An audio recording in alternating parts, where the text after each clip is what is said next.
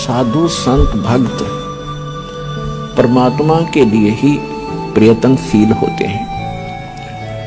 जो भक्त हैं उनको भी भगवान की तलाश है, इसलिए वो किसी गुरु के पास गए हैं। और गुरु जो पद पे प्राप्त बैठा है वो भी तो भगवान के लिए ही घर से निकला है, उसने प्रयत्न प्रारंभ किए हैं तो परमात्मा के लिए किए हैं। आज ठीक है वो गुरु पद पर बैठ गया और बहुत से शिष्य भी हो गए हैं, तो उसने पुनः विचार करना पड़ेगा, क्योंकि उसको परमात्मा की आवश्यकता है। यदि उसका मार्ग गलत है तो आज भी ठीक किया जा सकता है उसको, और यदि आज भी ठीक नहीं करेगा अभी अपने अभिमानवश, तो वो दूना दोषी होगा।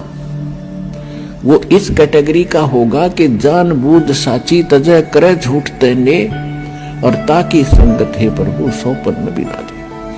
वो कृतघ्नी व्यक्ति होगा, चाहे बेशक गुरु बना बैठा है, जिसको ये पता लग गया तेरा ज्ञान गलत, तेरा नाम गलत, तेरी साधना गलत, और वो फिर भी हार मानने को स्वीकार तैयार नहीं है, यानी फिर भी ये नहीं कहता अपने शिष्यों को कि भी मेरा मार्ग गलत है, तो वो कृतघ्नी प्राणी बताया है। उसके विषय में कहा है कि जानबूझ साची तजय और करे झूठ तेने, और ताकि संगत है प्रभु सौपन में भी नहीं थे। इसे नालायक आदमी की तो सौपने में भी भेंट नहीं होनी चाहिए इसके साथ। और जो उनके फंसे बैठे हैं भोली श्रद्धालु, अब उन्होंने स्वयं सोचना पड़ेगा। अगर वो गुरु होगा और भगवान की खोज में होगा तो पहले वो कहेगा अपने शिष्यों को, क्योंकि जो दास ज्ञान देता है सबसे पहले खटक उन गुरुओं को लगती है, क्योंकि उनके विषय में बोला जा रहा है कि उसका ज्ञान गलत, राधा स्वामी पंथ का ज्ञान गलत, उनके नाम गलत, उनकी साधना गलत।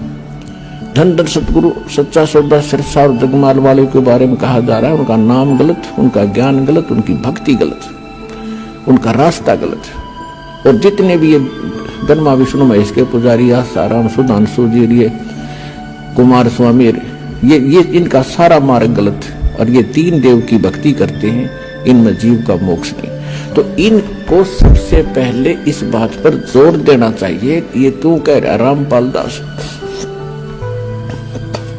इसका उद्देश्य क्या है?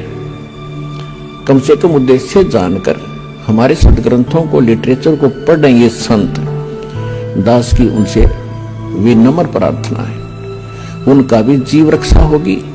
उनके अंतर्गत जो भोले श्रद्धालु फंसे पड़े हैं उनको संत मान के, संत वही होता है जिसके पास पूर्ण ज्ञान हो, और साधना ठीक है नहीं तो भक्त नहीं है, ना वो गुरु है। वो तो एक अपना जीवन नाश कर रहे हैं, तो उनसे दास उनके हित के लिए कह रहा है। जैसे कोई रास्ते में जा रहा है और काफी लंबे सफर पर पहुंच गया, और वहां उसको कोई टोक रहा है, कहां जा रहे हो भाई, तो वो उस स्थान का नाम बताते हैं, और वहां कोई व्यक्ति खड़ा है, वो कहता है ये रास्ता ठीक नहीं है आपका, आप बहुत गलत जा रहे हो। तो उस व्यक्ति को क्या करना चाहिए? 1 2 4 और से सलाह लेनी चाहिए, भी सचमुच मैं जा रहा हूं, ये मार्ग ठीक है कि नहीं। और उसके साथ झगड़ने लग जा कि तू क्यों बोल रहा है मेरे मार्ग को गलत, तूने कैसे बता दिया गलत। तो ये बुद्धिमान का काम नहीं, ये तो महान नीच व्यक्ति करता है ऐसा व्यवहार। कोई कहता है भी तेरा रास्ता ठीक नहीं, तो उसने धन्यवाद करना चाहिए इसका, और सोचना चाहिए भी बता कैसे गलत जा रहा हूं, मेरा विश्वास दृढ़ कर कि मैं गलत जा रहा हूं। तो और नहीं तो मैप हमारे पास है, उस नक्शे को, उस मानचित्र को सामने धर ले, और भाई तू यहां खड़ा है, ये शहर है, और आप जा रहे हो दिल्ली, और आप हिसार से चल के आगे सिरसा, ये सिरसा यहां पर है और दिल्ली इधर है, तेरा मार्ग इसलिए गलत है। तो फिर उसने पुनर्विचार करना चाहिए। तो हमारे जो सदग्रंथ हैं ये हमारा मानचित्र है, ये हमारा गाइड है। जो संत हमारे सदग्रंथों के विरुद्ध बताते हैं और विरुद्ध जा रहे हैं और अपने भक्तों को ले जा रहे हैं, उनके लिए दास प्रार्थना कर रहा कि आप शास्त्र विदिता कर मनमाना आचरण करे और करवा के अपना जीवन नाश कर रहे हो, और आपके आश्रित इन भोले श्रद्धालुओं के जीवन को नाश करके उनका भार अपने सिर पर धरकर पाप के भागी बन रहे हो। दास उनको इतना सतर्क करना चाहता है कि कुछ संभलो और विचार करो। ये मैप तुम्हें नहीं देखने आते हैं तो दास ने कति क्लियर कर रखा है। इन सदग्रंथों को दास ने कति निष्कर्ष निकाल कर सत्संग कर रखे। इनको संत भी सुने, उनके चेले भी सुने, अगर उनका समझ में आओ तो ग्रहण करें, ना कोई जोर जबरदस्ती नहीं। वैसे ही किसी के साथ झगड़ा कर लेते हैं, तुमने ऐसे गलत क्यों कह दिया, पहले देखो गलत क्यों कहा। तो ये तो एक सभ्यता, एक नेक व्यक्ति के लक्षण। और एक बेमतलब उसको सच्चा रास्ता दिखावे, उसके भले में कहे उसके साथ वो झगड़ा करता है तो कहते हैं कहे भली माने बुरी। और यही परीक्षा नीच आदमी की यही परीक्षा होती है कि उसके भले की कहेंगे तो उसको हानि करता है। कबीर साहब कहते हैं कि साच कहूं तो जग नहीं माने और झूठा जगपतियासी। अगर साच कहूं तो जग नहीं मानता, इन झूठों की बात पर विश्वास किए बैठे हैं। कहते 9 मन सूत उलझिया ये ऋषि रहे झकमार, और सतगुरु यानी तत्वदर्शी संत ईसा सुलझा दे उलझन दूजी बार। अब ईसा सुलझा दिया है, इस कलयुग में नहीं उलझ सकता है। अब ये थोड़े से दिन में ये ट्या ट्या करने वाले हैं ना विरोधी, सिर पटक कर बैठ जाएंगे। जनता इन्हें बोलने नहीं देगा, बच्चा भी बस चुप हो जाओ, तेरे दिन सुन ली तुम्हारी ये बकवाद। अरे सामने प्रमाण दिखा रहा है, दास ने गला पड़ा लिया और जेल तक जा लिया इस सच्चाई को ऊपर लाने के लिए, और ये फिर भी बकवाद कर रहे हैं। इस दास ने तो न्यौछावर कर रखा है जीवन परमात्मा के लिए। परमात्मा के बच्चों तक इस तत्व ज्ञान को पहुंचा कर छोड़ूंगा, चाहे कुछ भी बीतो मेरे साथ।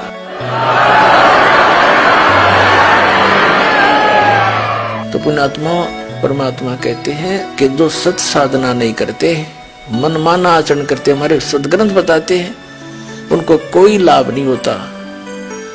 तो पुण्यात्माओं इससे बचना चाहते हो, सतभक्ति करना चाहते हो तो इस दास के पास वो यथार्थ भक्ति है। वेदों अनुकूल, शास्त्र अनुकूल, सदग्रंथों के अनुकूल अपना कल्याण कराओ और जीवन सफल बनाओ। सत साई। दोस्तों 84 लाख योनियों में पशु पक्षी, कुत्ता, गधा, स्वर आदि के कष्ट भोगने के बाद एक बार अनमोल मानव शरीर मोक्ष प्राप्ति हेतु मिलता है। इस अनमोल मानव जीवन को नकली गुरुओं के चक्कर में पड़कर व्यर्थ होने से बचाना चाहिए। क्योंकि समाज में नकली गुरुओं द्वारा गलत धारणा ये फैला रखी है कि एक बार गुरु धारण करने के बाद दूसरा गुरु नहीं बदलना चाहिए। विचार करें, देखें, गुरु हमारे जन्म मृत्यु रूपी भयंकर रोग को काटने वाला वैद्य होता है।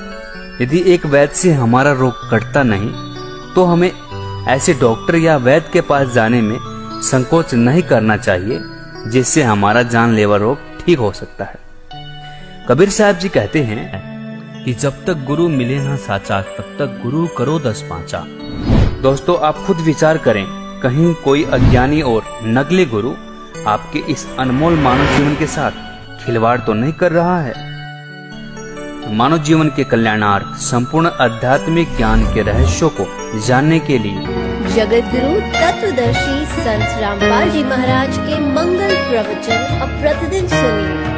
MH1 श्रद्धा टीवी पर दोपहर 2 से 3 बजे, सारथी टीवी पर शाम 6:30 से 7:30 बजे, साधना टीवी पर शाम 7:30 से